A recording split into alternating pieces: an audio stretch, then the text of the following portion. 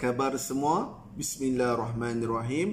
Assalamualaikum warahmatullahi wabarakatuh dan salam keluarga Malaysia. Baiklah, jom kita belajar bahasa Melayu tahun 6 Sekolah Jenis Kebangsaan. Sebelum itu, saya harapkan adik-adik dan juga rakan-rakan guru sekalian sentiasa berada dalam keadaan sihat walafiat.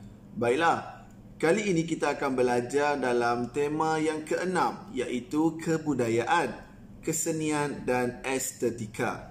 Dan kita akan belajar dalam unit yang ke-17, iaitu permainan tradisional. Jadi, adik-adik dan juga rakan-rakan guru sekalian bolehlah merujuk buku teks Bahasa Melayu tahun 6, Sekolah Jenis Kebangsaan, KSSR Semakan 2017 pada muka surat 116 dan 117. Baiklah, standard kandungan yang kita akan belajar kali ini ialah 5.3, iaitu memahami dan membina ayat mengikut konteks. Seterusnya, standard pembelajaran pula yang kita akan belajar kali ini ialah 5.3.1, iaitu memahami dan membina ayat tunggal dan ayat majmuk dengan perluasan subjek dan predikat mengikut konteks. Baiklah, objektif yang kita ingin capai dalam pembelajaran kali ini ialah murid-murid, iaitu adik-adik sekalian, dapat membina ayat majmuk dengan perluasan.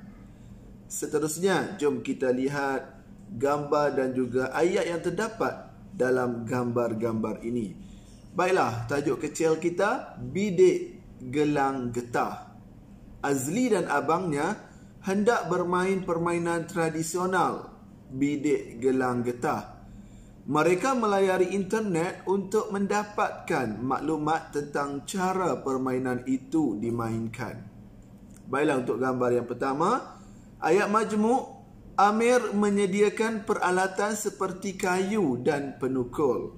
Baiklah, ayat majmuk dengan perluasan subjek dan predikat. Amir dan kawannya menyediakan peralatan seperti kayu dan penukul di halaman rumah. Gambar yang kedua, ayat majmuk, dua orang budak memintal gelang getah untuk membuat induk.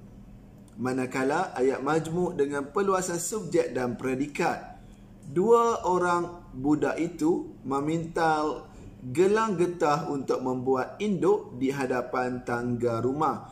Sebelum terlupa, perkataan yang diwarnakan dengan warna biru dan juga merah, itulah yang ada perluasan. Baiklah, seterusnya, gambar yang ketiga, ayat majmuk, budak lelaki itu mengetuk kayu dengan menggunakan penukul.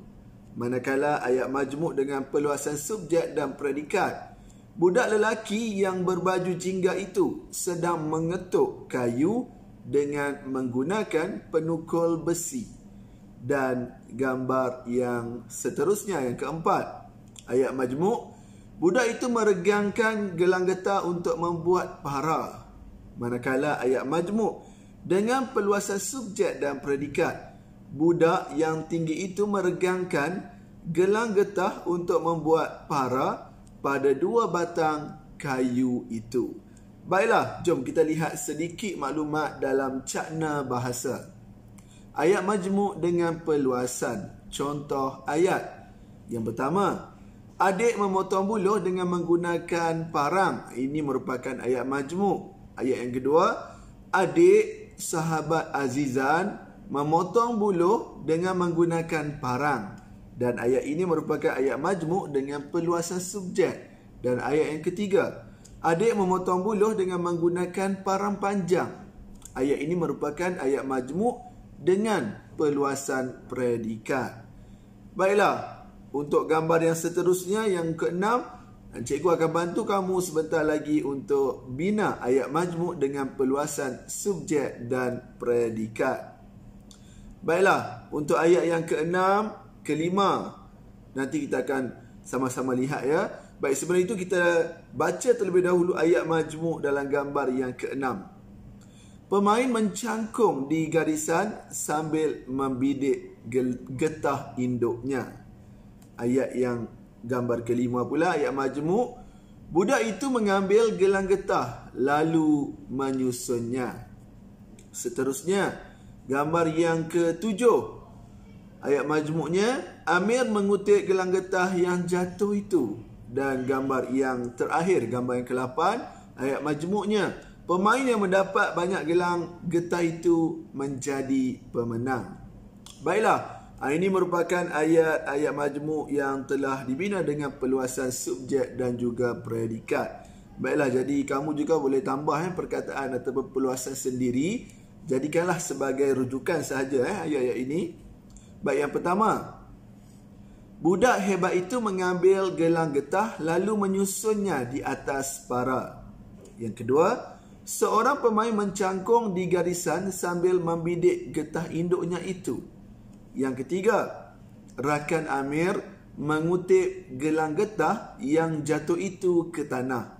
Dan yang keempat, 3 orang pemain yang mendapat banyak gelang getah itu menjadi pemenang pada hari itu. Baiklah, jadi lengkap sudah ayat-ayat yang telah kita bina sebentar tadi. Semoga apa yang kita belajar kali ini mampu memberi manfaat kepada kamu. Semoga kita berjumpa lagi dalam pembelajaran yang akan datang. Sekian, terima kasih. Jumpa lagi. Bye-bye.